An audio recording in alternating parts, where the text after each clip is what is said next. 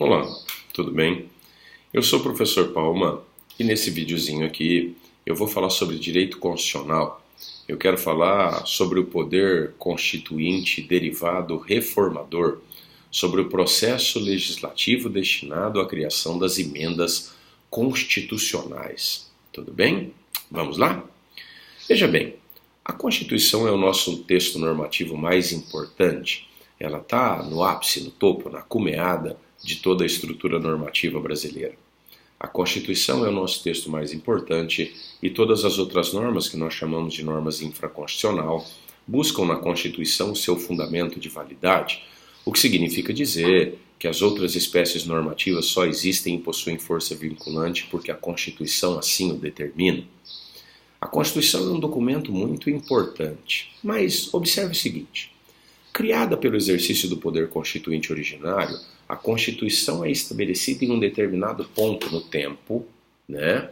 E reflete as aspirações, os desejos, os anseios, as necessidades de uma comunidade naquele determinado período de tempo. Mas essa comunidade, com o tempo, ela evolui. E suas aspirações, seus desejos, as suas necessidades passam a ser outros. E, em determinado momento, nós vamos perceber a existência de um dissenso entre a Constituição e a sociedade a que ela serve. Pois bem, quando esse dissenso surge e se acentua, surgirá a necessidade de procedermos à substituição dessa Constituição, porque ela não atende mais aos anseios, aos desejos, às necessidades daquela comunidade. Agora, alterar-se a Constituição para criarmos uma Constituição nova é algo muito perigoso, muito perigoso. Porque, vejam bem, se formos criar uma nova Constituição, estaremos a utilizar novamente o poder constituinte originário, que é ilimitado. E, portanto, além de alterar pontualmente aquilo que necessitamos, aquele ponto onde está havendo o dissenso, ele poderá alterar tudo. E muito do que existia e que era bom e que nos interessava manter poderá se perder nesse processo. Melhor então que façamos apenas alterações pontuais naqueles dispositivos da Constituição onde o dissenso tenha se estabelecido. Dessa maneira, nós modernizamos e atualizamos a nossa Constituição, assim como a sociedade se moderniza e evolui, e a Constituição poderá nos acompanhar por um período maior de tempo. O poder constituinte originário, atento a isso, estabeleceu dentro do texto constitucional a possibilidade da sua alteração, estabelecendo quem pode fazê-lo, em que circunstâncias pode fazê-lo e qual o procedimento adotado para fazê-lo. E quem altera a Constituição? Quem recebeu a incumbência de proceder à alteração da Constituição é o Parlamento, o Congresso Nacional, a Câmara dos Deputados e o Senado Federal. E eles farão isso no exercício do chamado poder constituinte derivado reformador. A Constituição brasileira é classificada doutrinariamente como uma Constituição rígida, o que não significa dizer que ela não possa ser alterada. Dizer-se rígida a Constituição significa dizer que a Constituição pode ser alterada, mas o processo para a sua alteração é um processo muito mais lento, dificultoso e complexo do que o processo para a alteração de qualquer outra espécie normativa.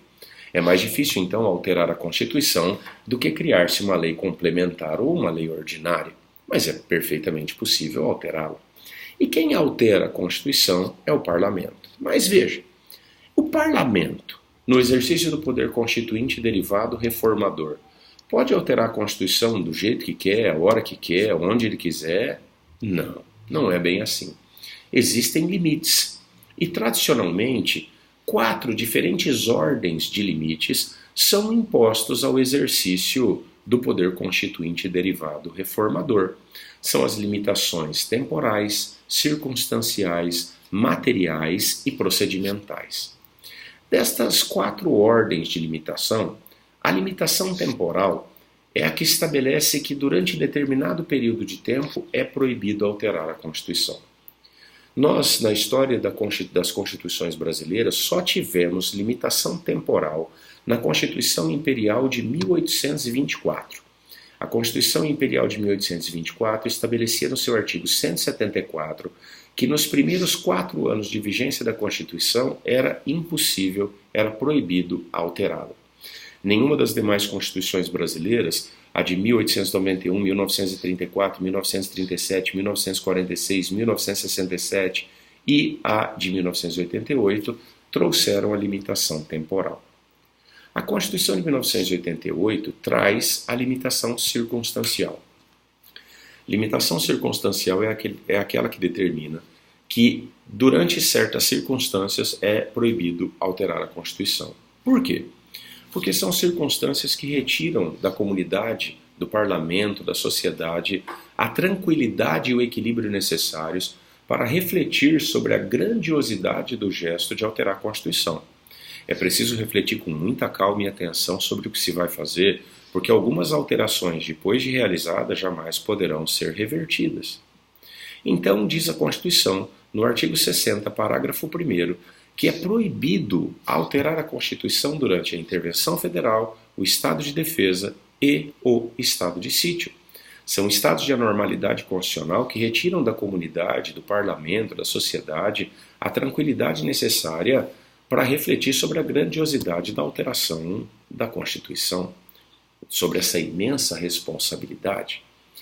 Veja, o artigo 21 da Constituição Federal estabelece que compete à União determinar a intervenção federal, o estado de defesa e o estado de sítio. E o artigo 49 da Constituição Federal estabelece que é competência exclusiva do Congresso Nacional aprovar o estado de defesa e a intervenção federal e autorizar o estado de sítio, bem como suspender todas estas medidas. Então, durante a intervenção federal, durante o estado de defesa, durante o estado de sítio, nada de alterar-se a Constituição. Limitação circunstancial. A Constituição de 88 também traz a limitação material. A limitação material é aquela que estabelece que é proibido alterar-se determinadas matérias. Por isso, limitação material. É aquilo que nós costumamos chamar de cláusulas pétreas. Existem cláusulas pétreas, existem normas que não podem ser alteradas, disposições que não podem ser alteradas na Constituição. Essa limitação material ela vem estabelecida no artigo 60, parágrafo 4º da Constituição, que diz que é proibida qualquer proposta tendente a alterar a forma federativa de Estado, o voto direto universal e periódico, a separação de poderes e os direitos e garantias individuais.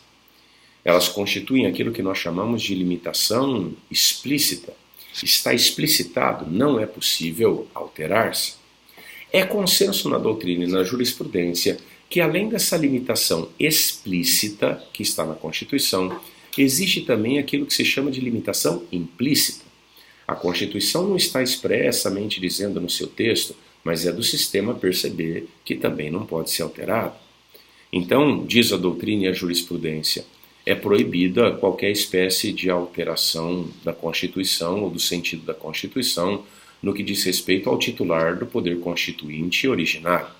Não é possível alterar a titularidade. Pertence ao povo esse poder, que ele exerce através de representantes eleitos. Também não é possível alterar-se a titularidade do poder constituinte derivado reformador, assim como também não é permitido alterar-se o processo de emenda. Então veja, está afastada a possibilidade aqui da técnica chamada de técnica da dupla reforma, porque veja, o artigo 60, parágrafo 4º, proíbe a alteração de determinados dispositivos da Constituição.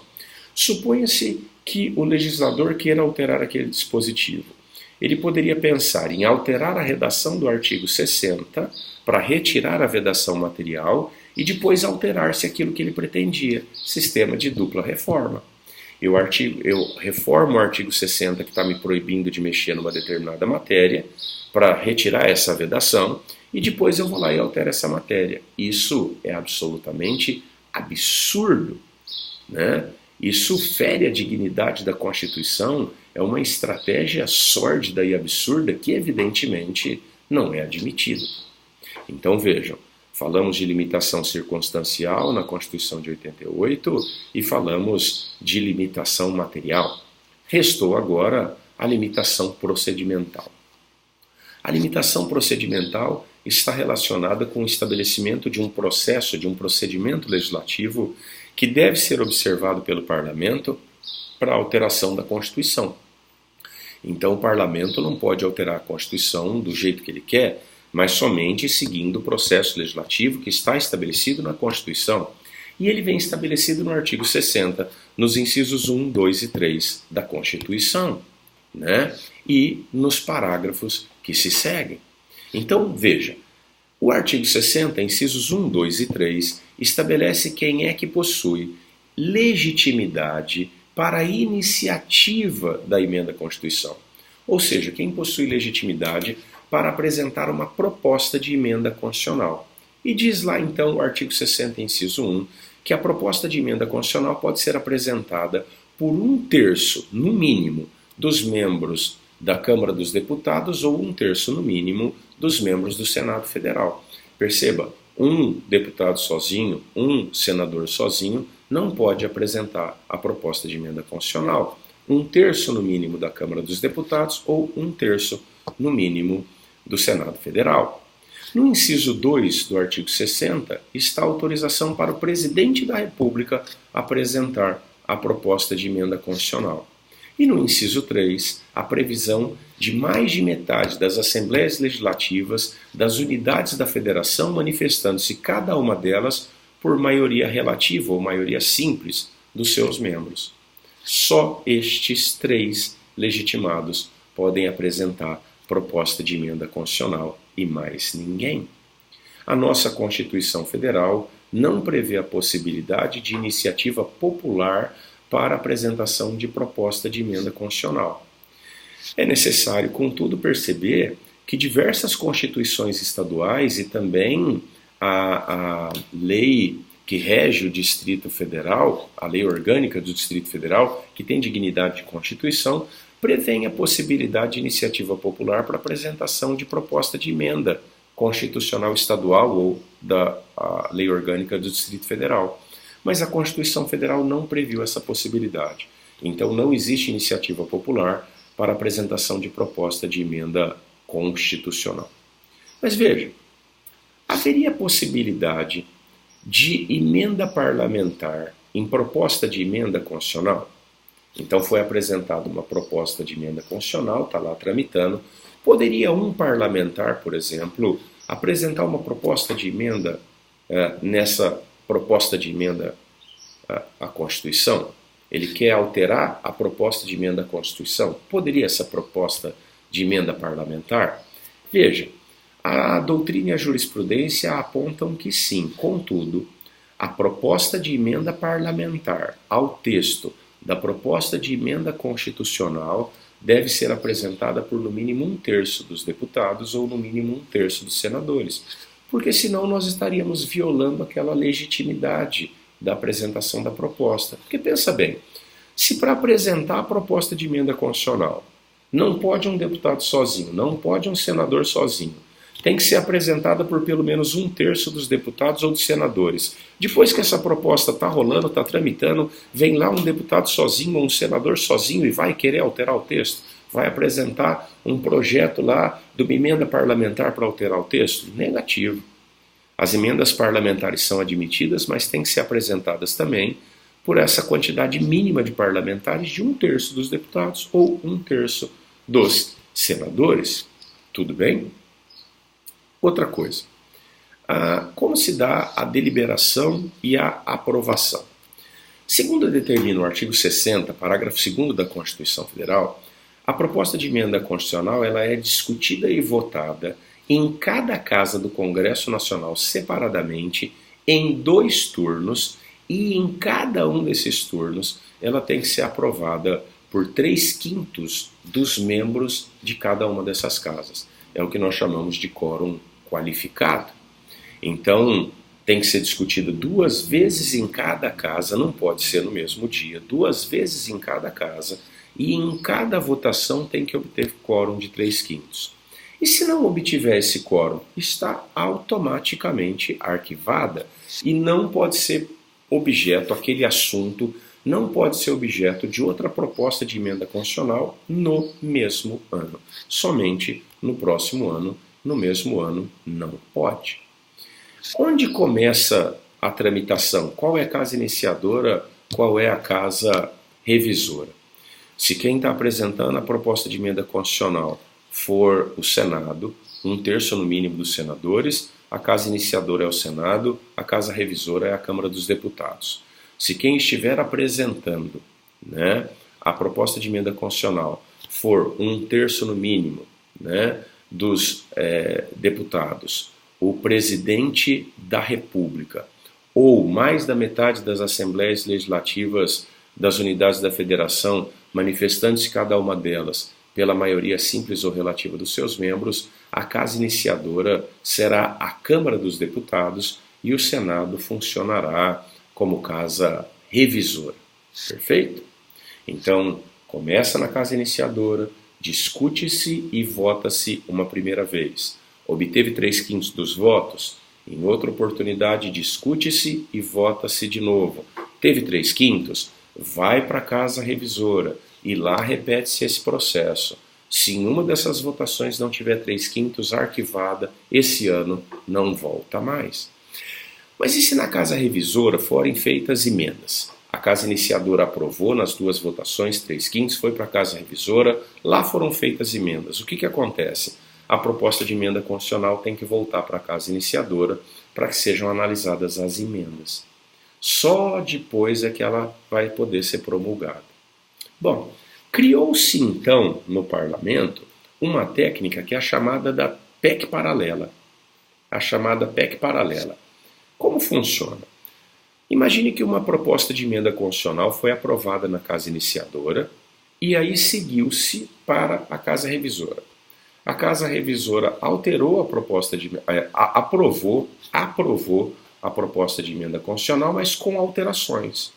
O que faz? Promulga-se a parte do texto que foi aprovado sem alteração e as alterações são remetidas para a casa iniciadora na forma de uma PEC paralela, porque assim a proposta não tem que ficar esperando. Aquilo que a casa revisora aprovou do jeito que veio da casa iniciadora já pode ser promulgado. E só a parte em que houve alteração volta para a casa iniciadora na forma de uma PEC paralela para a gente continuar a discussão. Isso agiliza o processo, porque naquilo que há consenso, naquilo que já há aprovação, já vai direto ser promulgado.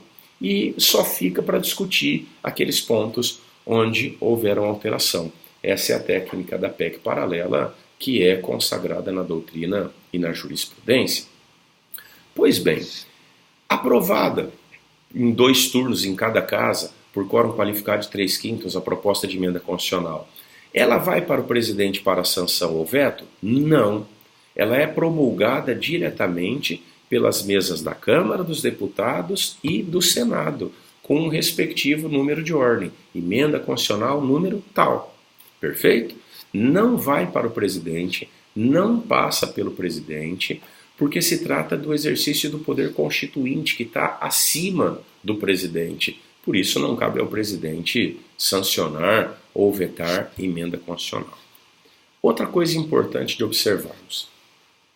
Segundo determina o artigo 5º, parágrafo 3º da Constituição, os tratados e convenções internacionais sobre direitos humanos que forem aprovados pelo Congresso Nacional em 2 turnos por 3/5 dos votos, passam a ser equivalentes às emendas constitucionais.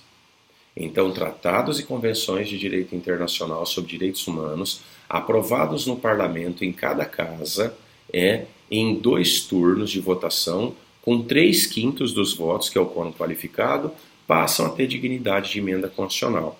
Então nós podemos ter aqui as seguintes possibilidades. Eu posso ter tratados e convenções de direito internacional de direitos humanos que foram aprovados em 2 turnos em cada casa do parlamento, com 3/5 dos votos, que passam a ser emendas constitucionais, dignidade de emenda constitucional, é texto constitucional. Eu tenho tratados e convenções de direitos humanos, que o Brasil é signatário, mas que não foram aprovados por esse quórum, e aí, segundo o Supremo Tribunal Federal, eles são considerados normas supralegais, não são normas constitucionais, mas estão ao lado, são supralegais, estão acima das leis. E eu tenho os outros tratados todos, né, que não disponham sobre direitos humanos, então são tratados normais que equivalem às leis ordinárias. Tudo bem?